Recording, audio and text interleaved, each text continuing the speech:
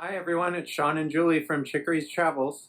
Thanks for joining us. This weekend we were at Friendship Village Campground in Bedford, Pennsylvania, and it's only about 45 minutes from the Flight 93 Memorial. So we had a nice weekend in this campground, which we'll share with you, and then we'll also tell you a little bit about that memorial, which is managed by the National Park Service. As you can see on the map here, they have over 300 sites. And the color coding is different because there are some full hookup sites, there's also some partial hookup sites, as well as some seasonal spaces. And what that allows you to do is have some different price point ranges as well. And you can see that in addition to all the amenities, there's also some amazing water features. And the place is so big that they rent golf carts, and you can use the golf carts while you're staying there and travel all around. We were there on the weekend, and you can see it is completely jam-packed. This is a family-friendly campground, so it fills up on the weekends. But come Sunday, it gets nice and quiet. So if you're a full-timer or just have a more flexible schedule, you can give yourself some more time. And one of the great places to get if you reserve in time is right along the water. And these are some tent sites that have on another part of water. And there was a lot of room for tents in that area. There's also miniature golf, there's a swimming pool, and there's plenty of parks. I think there's 3 parks for kids to play, and you can see volleyball in the background there too, as well as a bouncy thing that the kids can bounce on. Yeah, and I think there was even a basketball court also that we didn't get video of. This was the second swimming pool, and there's a half-a-mile walking track that goes around this pond here. So definitely lots of different activities for the whole family to take place in at this campground. And it was also catch and release fishing.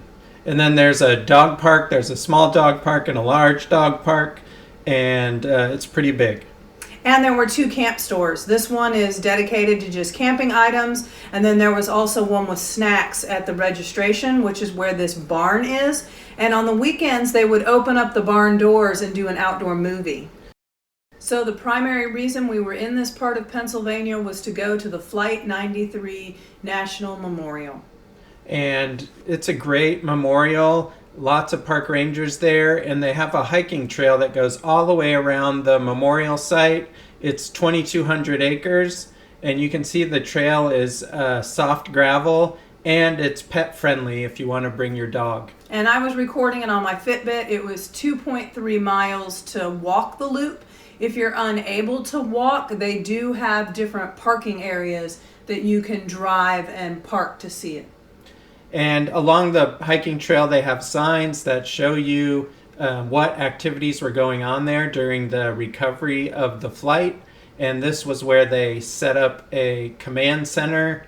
And then there's also a nice place where they built for the families of the victims to walk out and be able to see the crash site, and they could leave flowers and stuff there.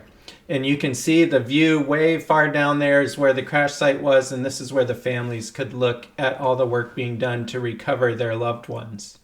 And even today, they have an area that the family can go beyond this fencing that you see here. So the families can actually still go out to where the crash site is. For the rest of us, we can go up to that wall, and they list all of the names of the crew and the passengers aboard Flight 93.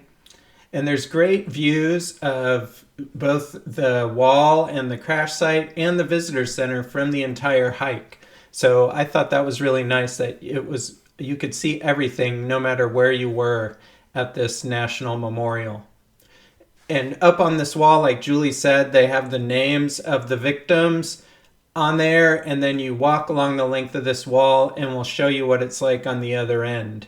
There was a park volunteer at this wall here where you see the names, and they were very knowledgeable about Flight 93 and the crash. So it was really good to see. And then out in the distance there, you see a boulder, and this is where the crater from the impact of the plane was made when it impacted the ground. And this section, this is another area where they had parking, and you could actually they had a ceremony area, and then they also had an area where people would lay wreaths, and they allow anyone to bring wreaths to lay there. And then back up near the visitor center, you can see the parking area there. And then the visitor center with a walkout overlook. Inside the visitor center, there was probably 5 or 6 of these display panels and lots of artifacts and descriptions, not only about Flight 93, but also about the other flights that crashed on 9/11.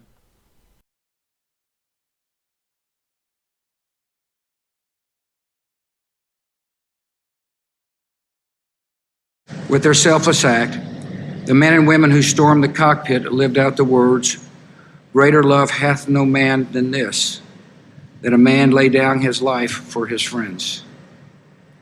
And with their brave decision, they launched the first counteroffensive of the War on Terror. Hope you enjoyed our review of both the campground and the Flight 93 Memorial. Safe travels, everybody.